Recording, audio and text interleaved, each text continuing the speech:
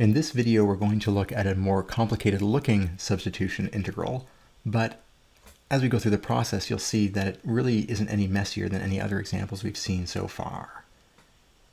The key observation is that this x to the 4 minus 3 is essentially inside the exponential, and multiplying outside is x cubed, which is almost the same as the derivative of x to the 4, and has the right power of x. So that points us to a substitution where we pick w to be x to the 4 minus 3, the inside, because we know by now that when we pick that as our substitution, we're going to end up dividing by the derivative of this, which is 4x cubed. And if we get to divide by 4x cubed, we'll get rid of this x cubed out front. So that's our subtext, that's our goal. Fortunately, we don't actually need to do that explicitly.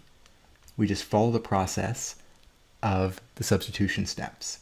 Once we've picked our w, we turn the crank. We find the derivative, which is 4x cubed. And then we isolate dx. Oh my God. Then we isolate dx. Well, that means bring the dx up and the 4x cubed down. So there's our 1 over 4x cubed, the dividing by that derivative that we promised. That equals dx. Then we rewrite our original integral using our w's and dw's.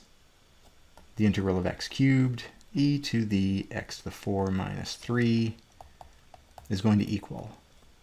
We didn't come up with anything for the x cubed. We leave it as is. We did call the inside of the exponential w. That x to the 4 minus 3 is the entirety of that inside.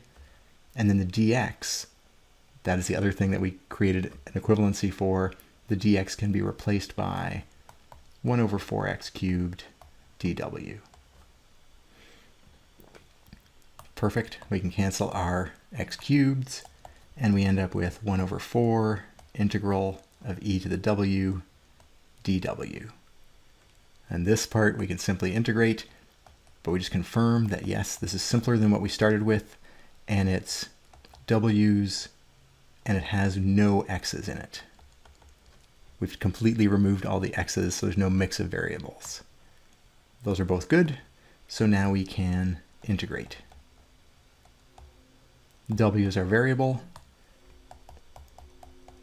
The integral of e to the anything will be the e to the same thing as long as it's just a simple expression, plus c for our integral. And last but not least, we go back to x's. Our w is equal to x to the 4 minus 3. So we have 1/4 e to the x to the 4 minus 3 plus a constant on the outside. Even though this integral looked hairy to start with, by just choosing the appropriate substitution, we transformed it very easily into a simpler integral that we could evaluate and then just work our way back to x's.